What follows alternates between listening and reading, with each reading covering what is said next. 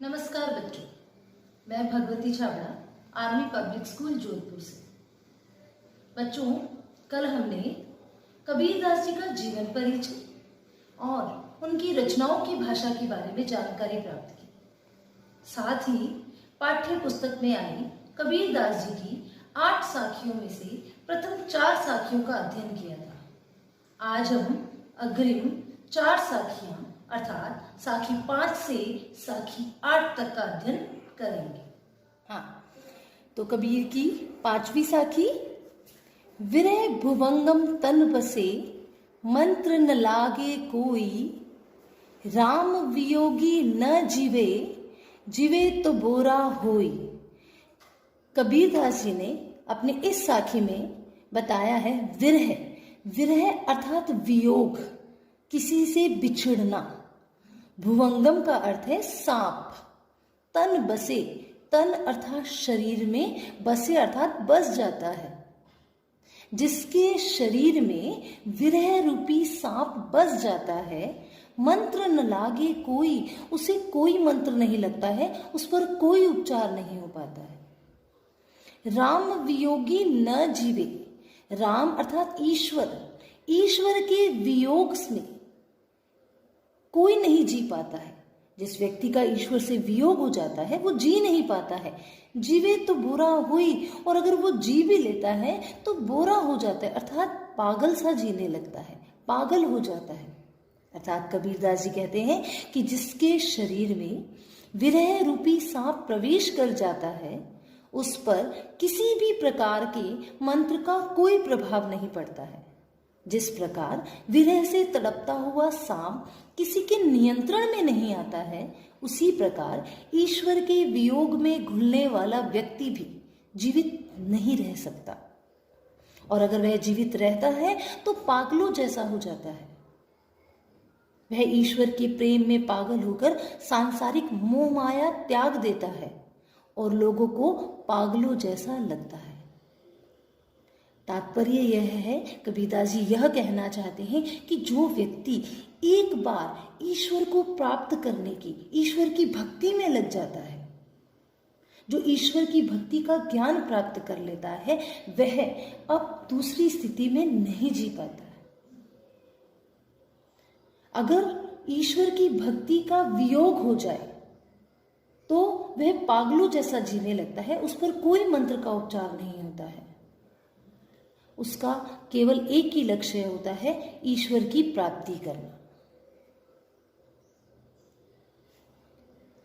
अगली साखी, निंदक नेड़ा राखिए आंगन कुटी बंधाई, बिन साबण पानी बिना निर्मल करे सुभाई। कबीरदास जी अपने इस दोहे में यह कहना चाहते हैं, निंदक, निंदक अर्थात निंदा करने वाले को नेड़ा राखिए, नेड़ा मतलब पास में, राखिए अर्थात रखना चाहिए। आंगन, आंगनी अर्थात आंगन, कुटी यानी कुटिया, बंधाई यानी बना करके, आंगन में उसकी कुटिया बना करके उसे हमें अपने पास रखना चाहिए।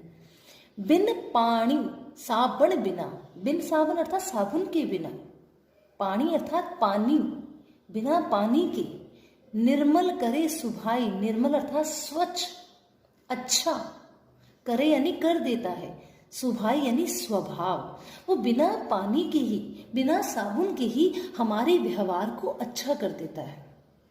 अर्थात वो हमें बार बार हमारी कमियां हमें बताता है, जिससे हम अपनी कमियों को जान पाते हैं। और जब हमें अपनी कमी पता लग जाती है तो हम निश्चित तौर से उसे दूर करने का प्रयास करते हैं। और जब इंसान की कमियां दूर होती जाती हैं, उसका व्यवहार अच्छा होता जाता है। निंदा करने वाला जब हमारे पास रहेगा तो वो निश्चित तौर से हमारी निंदा करेगा, और जब हमारी निंदा हमें पता चले कि हमारी बुराई हो रही होगी तो हम उन बुराइयों को दूर करने का अवश्य प्रयास करेंगे। और इस प्रयास के फलस्वरूप हमारा व्यवहार, सुभाव यानी स्वभाव, व्यवहार निर्मल हो जाएगा, साफ हो जाएगा, अच्छा हो जाएगा। 7वीं साखी, पोथी पड़ी पड़ी जग मुआ, पंडित भया न कोय, एके अशिर पीव का पढ़े सो पंडित होई। कबीरदास जी कहते हैं पोथी किताबें पढ़ पढ़ पढ़ पढ़ कर जग मुआ, जग यानी संसार, मुआ यानी मर गया। किताबें पढ़ पढ़ के संसार मर गया, पंडित भया न कोई, उनमें से कोई भी पंडित नहीं बन पाया। इस संसार में लोग धार्मिक पुस्तकें पढ़ पढ़ कर मर गए, किंतु कोई भी ज्ञानी नहीं बन पाया। और इसके विपरीत एके अशिर पीव का, कबीरदास जी कहते हैं एके यानी एक, अशिर, अशिर मतलब अक्षर, एक अक्षर, पीव मतलब प्यार का। जो ईश्वर के प्यार का एक अक्षर पढ़ लेता है, सुपंडित हुए, वही वास्तविक पंडित कहलाता है, अर्थात वह सत्य को जान लेता है। जो मनुष्य परमात्मा के प्रेम से संबंधित एक भी अक्षर को पढ़ लेता है या जान लेता है, वह ही सच्चा ज्ञानी कहलाता है या सच्चा पंडित होता है। अंतिम और 8वीं साखी। हम घर जाल्या आपना लिया मुराड़ा हाथी, घर अब घर जालो तास का जे चले हमारे साथी। कबीरदास जी इसमें यह बता रहे हैं हम घर जाल्या आपना, हमने अपना घर जला दिया है।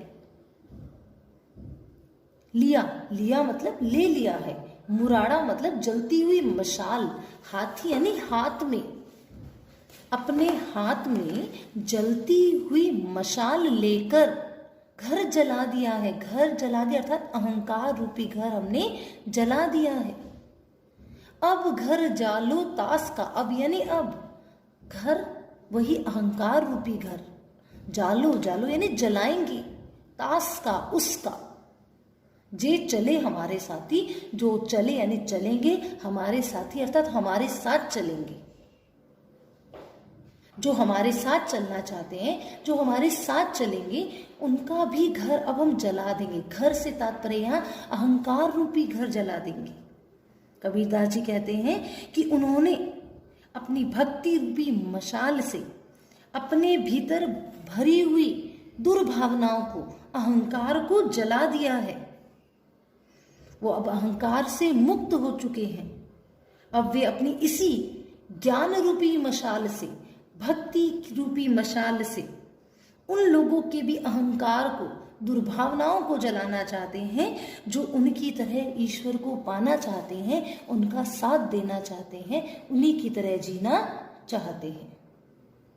तो बच्चों, इस प्रकार आज हमने कक्षा 10वीं की स्पर्श पाठ्य पुस्तक का पाठ पहला कबीर की साखी का पूरा अध्ययन कर लिया है। तो बच्चों, इस प्रकार हमने कबीरदास जी की 8 साखियों के भावार्थ को समझा और जाना। आशा करती हूँ कि आप सभी को आपके अध्ययन कार्य में मेरी इस वीडियो की सहायता से पूर्ण सहयोग प्राप्त होगा। अंत में आप सभी के उज्जवल भविष्य की कामना करती हूँ। धन्यवाद।